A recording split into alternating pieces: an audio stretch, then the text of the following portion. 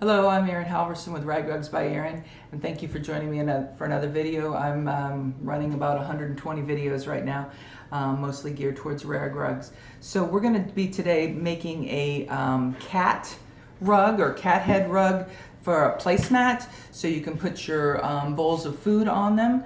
But I'm going to also talk about a few other things before we get started, because some of you asked me questions about materials and that kind of stuff. But I did want to show also, this is a doggy placemat that I've already done, doggy bone placemat. There's a video on this, it's already been published.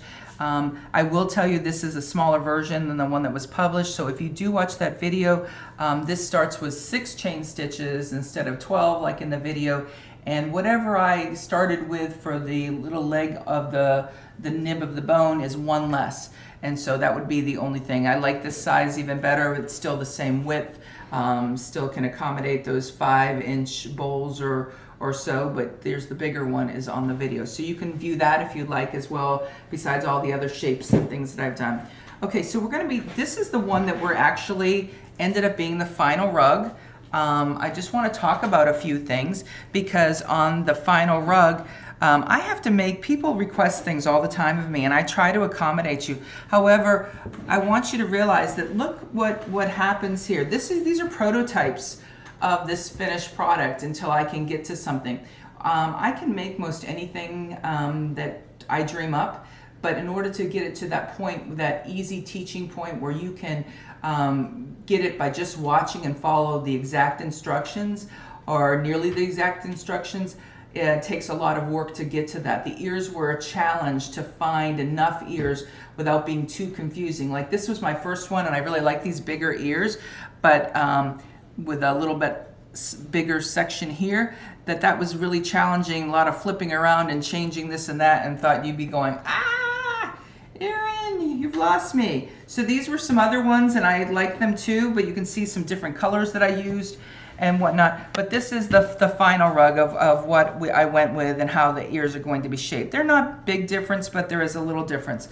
Let me then also show you different materials that I use, because you know, what do I do to make a cat rug? If you really want it to be kind of cattish, you might think you really have to stick with, you know, the colors of a cat. I want to show you that on this rug, I use this little kind of almost like a slate paisley and stuff like that, and I have in here is what this turned out. So it has blues and whatnot. And then on this rug, you know, we even have some light colors, some peaches and greens.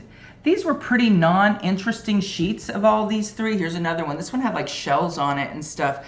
But I thought that with different decors and whatnot, even if you're using it for the placemat situation, it's kind of fun to have a little bit of color. And I tried to use some what I considered pretty non-interesting sheets, and that's always nice because sometimes that's what we can find. And I wanted to show you that. So these are the sheets. I'm going to put these aside and I'm going to get started, but I want to show you the sheets that I made in the finished product so you could see. This was a stripe. So this was a stripe, and this is what this stripe looked like. So you can see how that looked, and I went across the stripe on this particular one. Sometimes when they're thin stripes, I like to cut with them because I like that look, but I decided I wanted it more speckled to more look like a real cat, perhaps. And this is what I'm using for the ears. You could use anything. You could just keep it the same material if you wanted. I don't have a lot of pink, and I was either thinking of pink or a natural tone or even a light beige. You could do all sorts of different things, whatnot. I thought the pink was kind of fun, and I don't have a lot of pink. I have men in my house, and I have really not a bunch of girly things going on. And even my daughter-in-law, she likes more neutral kind of things. So I give away a lot of pink sheets to people. And so I didn't have a lot of choices. But this is what I use for the ears.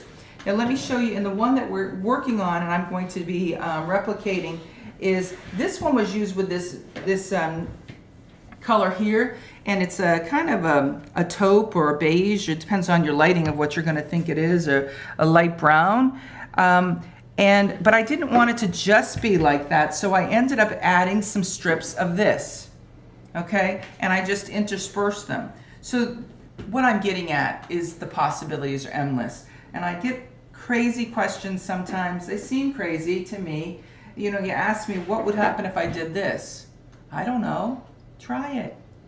Isn't that fun? Try it. So that's what I do too.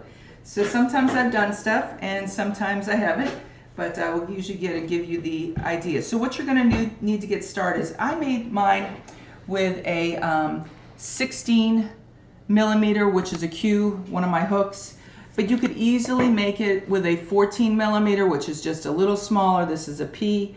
Oh, I guess I got two P's out here. Let's see if I got a 12 here.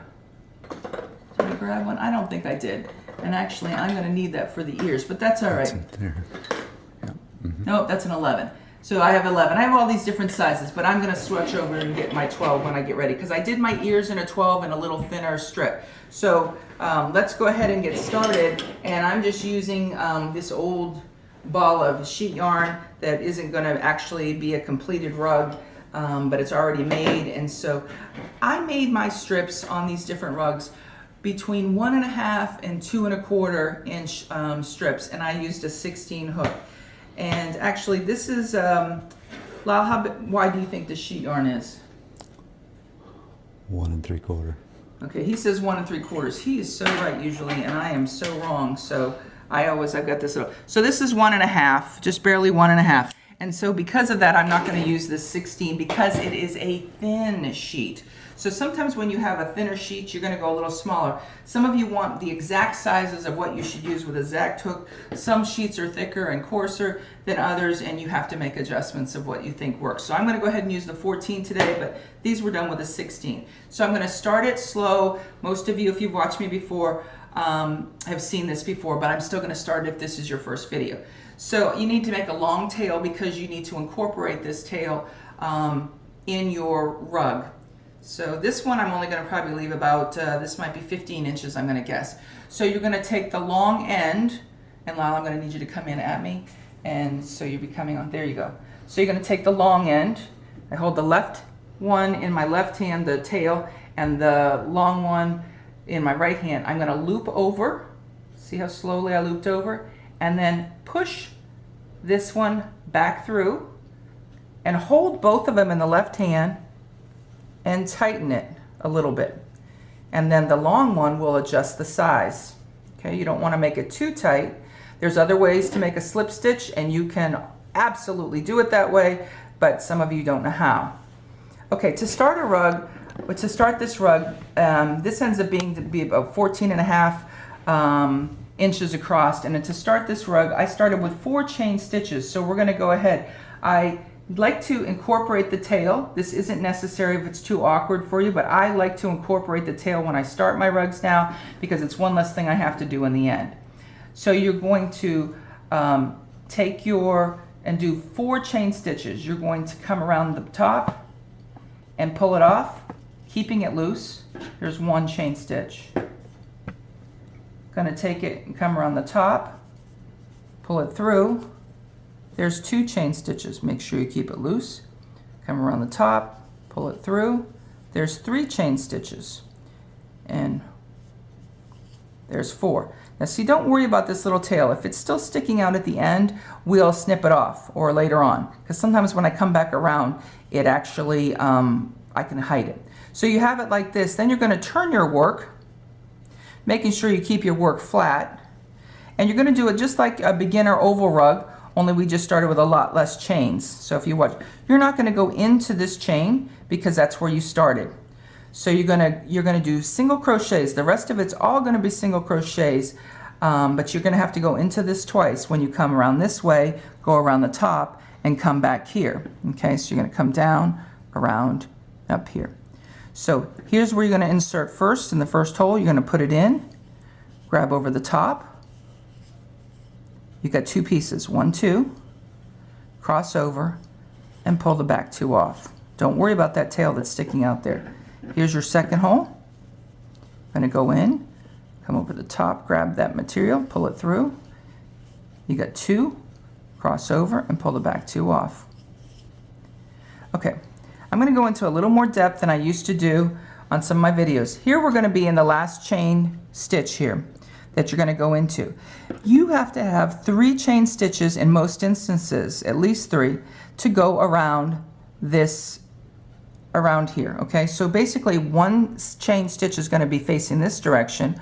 You're going to make it loose enough, and we'll talk about it as we get to it. One chain stitch is going to be over the top of it, and then the third chain stitch will be facing this way. And that's ideally. Sometimes when I'm in a class, I realize we got people and they're making 3 chain stitches and they're all sitting right here. They haven't even come around. So that's why I'm talking a little bit more in depth if that happens to be your challenge. Okay, so we're going to do 3 chain stitches, the same stitch in this one hole to get around the end.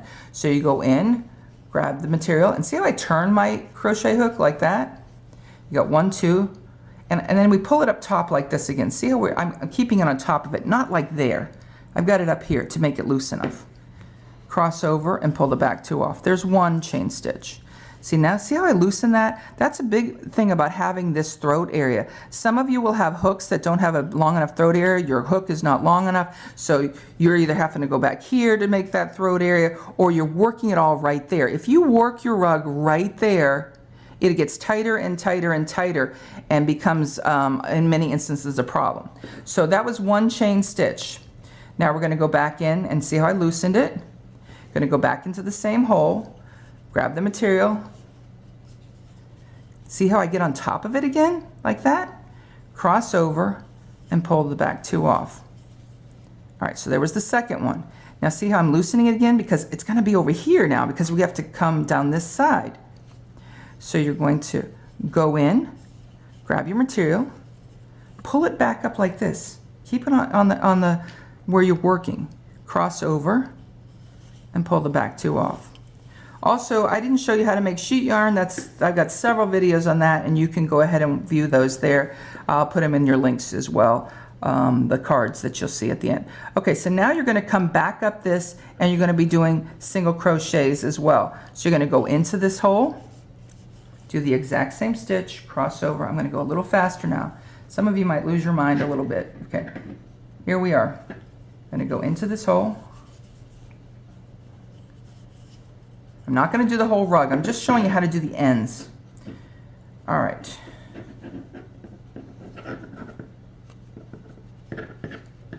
So what we're going to do is we're going to go in here, and we're going to do 2 chain stitches. You find the 2. I'm sorry, I probably jumped ahead of myself. What I was doing is here's the 2 end holes. Okay, I know you've got this tail, but a lot of times it can be hidden.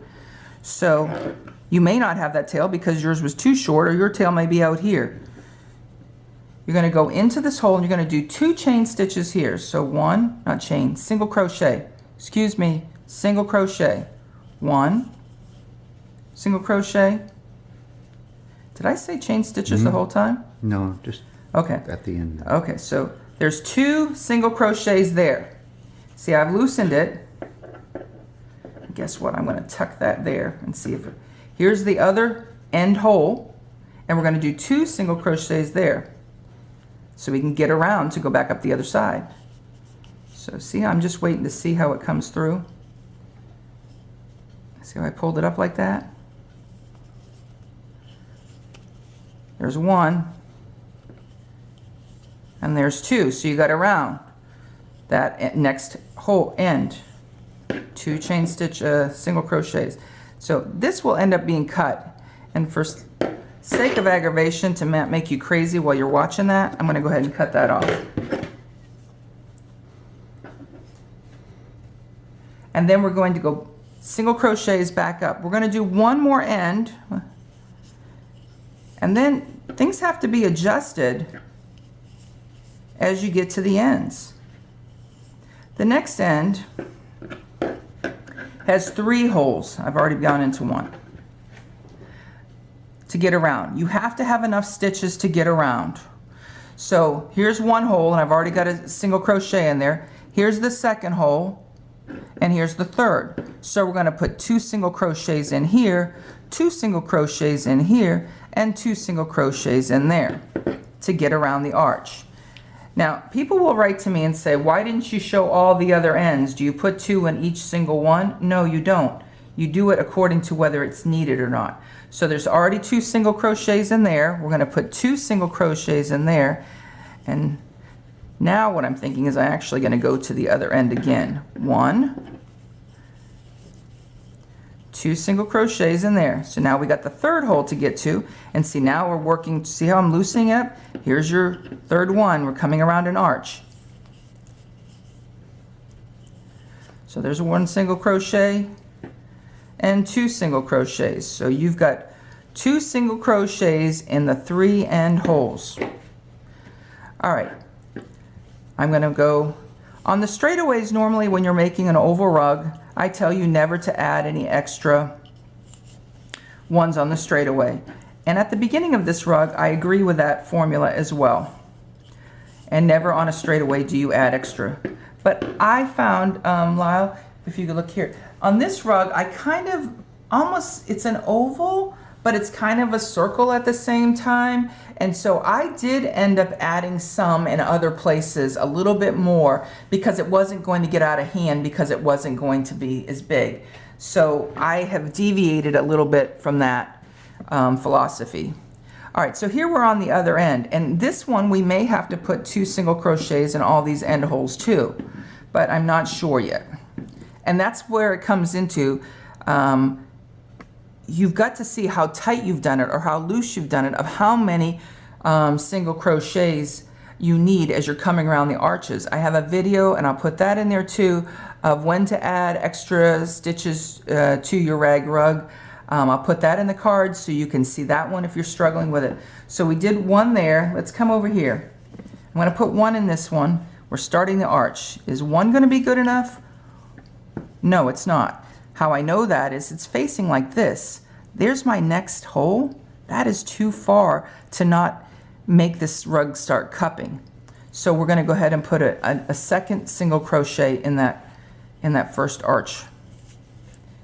This is not an exact science, because you all do it a little differently, and depending on your sheet yarn, the hook size that you use, it's going to matter. I don't ever put 3 in one hole unless I'm going for a point. So we're not putting any extra ones in there, so I'm going to put 1 in here and look at it. Again, I'm afraid it's, nope. I'm going to just leave 1 there, and I'm going to come over here and see if I put 1.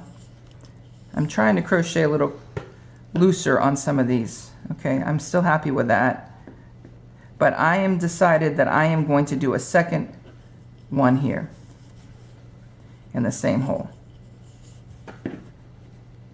Let's go to the next hole and decide, is that just going to be 1? Yes, that's good enough. We'll do single crochets, and then you would start adding some extra single crochets around this arch. Okay, so what you would do is you'd make it, this is how I made mine. You can make it any size you'd like, but this is how I decided on how big I was making mine. Is I would measure, I got this little handy tape measure, and I put it in my pouch. See, I sell these on my website too. And so I put it in the pouch, and I have it's 2 compartments. I can fit my hooks, my stitch markers, my scissors, everything in there. So I measured this one, and we're just over 14. I didn't do it any less than 14, but there's 14. And then there's going to be 1 more thin little thing, and it would bring it almost to 15, or about 15, because I'd end up putting a border on it. So that's how far we got on that. I will show you how to end it. It will be in the cards too, how to end your rug. And I'm going to start the ears in just a moment.